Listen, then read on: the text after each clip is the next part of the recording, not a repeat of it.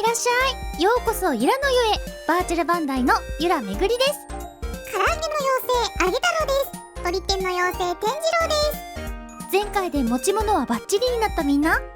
今回は入浴マナーと安全に楽しむための入り方をゆるっと紹介するね。そういえばちゃんと考えたことなかったな。僕たち揚げ鍋の湯しか入ったことないもんね。それはただの調理だよね。とにかくマナーを守ってお風呂を存分に楽しもうね。後半で紹介する別府の地モ船は特別なルールもあるから要チェックだよ。お風呂を巡ろう、入り方編。で早速一風呂。待って、お水飲んだ？喉乾いてなかったし、風呂上がりに飲んだらいいんじゃないの？これからお風呂で汗をかくからコップ一杯のお水は飲んでおこうね。水じゃないとダメなの？お茶やスポーツドリンクでも大丈夫だよ。でもお酒は控えてね。わかった。ちなみに飲まなかったらどうなるの？体に水分が足りないと血液が濃くなって塊になっちゃって、その塊が心臓や脳に詰まっちゃうリスクがあるんだ。さらっと怖いこと言ったな。水も飲んだし、よっしゃー行くでストップ。まずはかけ湯をしてから入ってね。ー。あ、そうだった。揚げ鍋に入る勢いじゃダメだったね。かけ湯はただ汗を流すだけじゃなくて、とっても重要な役割があるんだよ。何それ？お湯に慣れてないまま浴槽に入ると血圧が急に変化してとっても危ないの。ってことは、かけ湯ってプールの準備運動ぐらい大事なんだね。早く入りたい気持ちはわかるけど、しっかり体を慣らそうね。お湯を浴びるのは心臓から遠い足先からにしようね。オッケー。ほんじゃシャワーを浴びてっと。おいおいおいおい、ブランさん何すんだよ。シャワーは他のお客さんにかからないように立って浴びずに座って気をつけながら浴びてね。ごめん。たくしょうがないな。何してるの？何って、ゲーミング色に染めようかと。ダメだよ。髪を染めるのはタイルの色が染まっちゃうから絶対禁止。お家でやってね。個性が欲しかったのに。大丈夫、十分あるから。そうそう、髪といえば持ち物編でも話したんだけど、髪が長い人は浴槽に浸からないようにヘアゴムやクリップでまとめてね。二人ともなんでキッチンペーパー巻いてるの？タオルだよ。ごめん。でもタオルは湯船に入れないようにしようね。タオルって顔や体を拭いたりするから意外と綺麗じゃないかもしれないんだ。確かに。体を拭かなかったとしても、タオルの繊維でお湯が汚れちゃったりするか。そうなんだよね。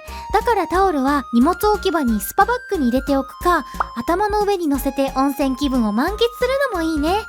落とさないように気をつけるんだぞ。温泉や銭湯はみんなのリラックスの場だから、大声でおしゃべりしたりバシャバシャ水を飛ばすのは NG。 俺たちはここは徹底してるからな。わきまえてるもんね。気をつけまーす。特に地元の人が多い場所では静かにリラックスする空間が大事にされてるから、そんな空気感も楽しんでね。最高だったな。さ、扇風機あるよーっと。待って。お風呂から出るときにはしっかり体を拭いてから脱衣所に行ってね。脱衣所が濡れてると滑りやすくなっちゃうし、次に使う人が困っちゃうからね。そういえばこの間靴下が濡れてがっかりしたぜ。わかる。しっかりマットで拭いて脱衣所に行ってほしいよね。靴下履くの？みんなで気持ちよく施設を使おうね。ちなみに体を拭くときはゴシゴシ拭くよりも上から優しくポンポンするように拭いた方が肌への負担が減るからおすすめだよ。さて、ここからは別府の地モ船ならではのマナーを3つ紹介するよ。地モ船は地元の人が毎日利用してる生活の一部だから、しっかりマナーを守って楽しんでね。地モ船に入るときや出るときにはこんにちはとかお先に失礼しますって挨拶をするのが基本。これは他のところじゃあんまり見ないかも。ちょっとした声かけで温かい気持ちになるよね。特に地元の常連さんと一緒に入るときにはどっから来たんって会話が広がって、この一言で仲良くなれるかもしれないよ。別府の温泉って熱いお湯が多いんだけど、勝手に水を入れるのはご法度なんだ。水を入れたい時には周りの人に声をかけてから控えめに入れさせてもらおうね。僕暑いの苦手なんだけど大丈夫かな。揚げ物だよね。浴槽に入れたら加水を止めてお湯を楽しんでね。めぐりも熱いお湯が苦手なんだけど、我慢して入るよりも熱湯とぬる湯で浴槽が分かれてるタイプで楽しむのをおすすめするよ。無理は禁物だ。別府では浴槽の縁に頭を置いてリラックスするんだ。だからそこに座ってしまうと叱られちゃうから気をつけようね。座る前に今回は一般的なマナーから別府の地元マナーまでお伝えしました。